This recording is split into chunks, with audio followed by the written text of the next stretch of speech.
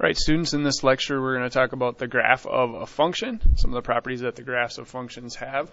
So one of the things that students tend to confuse a lot is this notation, that the function notation, f of x, function of x. And so when you see the graph of a function y equals f of x, you want to correlate or make these things equivalent, that y is going to be your f of x value. So when you see function of x, that's going to generate y values on the graph. So it says the graph of the function y equals f of x consists of all of the points, and here's your ordered pair. X is your input value, and then f of x, or the function of x, is your y value or your output. X is in the domain of f. We just talked about domain. Domain is all of the x values that work that actually generate an f of x or a y value. So x is your input, f of x is your output. On the graph, x is the directed distance, or just the distance from the y-axis. So here's an example of a function, y equals f of x. We take an x value, we go over to the right or left, depending on what type of input it is. And then f of x is what we're used to calling our y distance, and we're going to call that our f of x value. So it's the directed distance from the x-axis, or our vertical distance. So you have the ordered pair, x, horizontal distance from the y-axis, and then f of x, distance from the x-axis.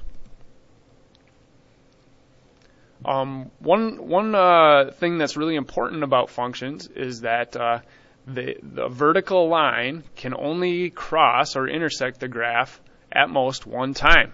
We do a test to check if things are functions, and that test is called the vertical line test. And so it's a very convenient and easy test to use, because all you have to do is draw a vertical line through whatever graph you're looking at. And if it crosses the graph in more than one place, that vertical line, the graph is not a function. And so it says that is a graph in the coordinate plane is the graph of a function of x if and only if, that means there's no exceptions, no vertical line intersects the graph at more than one point. So let's show a couple examples of that. So here are three different graphs. So in letter A, you see, I'll trace over these pink lines that they have with my pen here, but this vertical line, this up and down line, so here we have a sideways parabola, and you'll see that at this point here and at this point down here, this vertical line crosses the same graph 2 times. And so this means it is not a function of x because it crosses the graph 2 times. My vertical line does.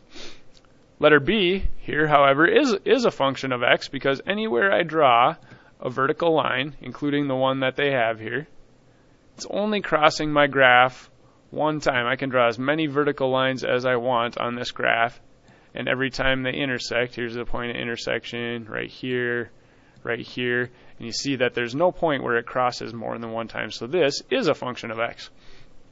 Same thing with letter C. Even though this is an interesting looking graph, we can draw vertical lines, and again, it's at most one time. So it can cross it no times, but here we can draw some lines that cross it one time, and then we get to a gap in the graph.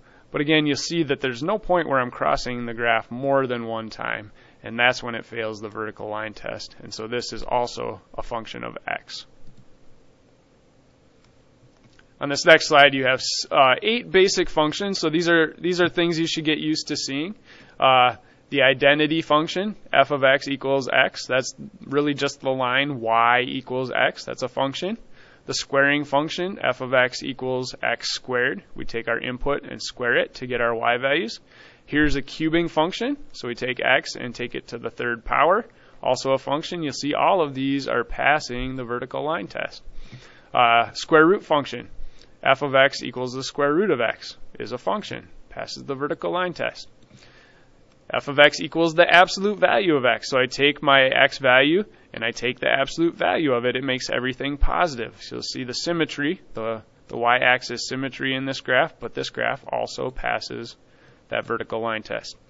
The rational function, 1 over x, does this kind of thing where we have a part in quadrant 1 and another part in quadrant 4, but you'll see both parts pass the vertical line test. Now this is going to get very steep here, but it's still going to continue to get a little smaller.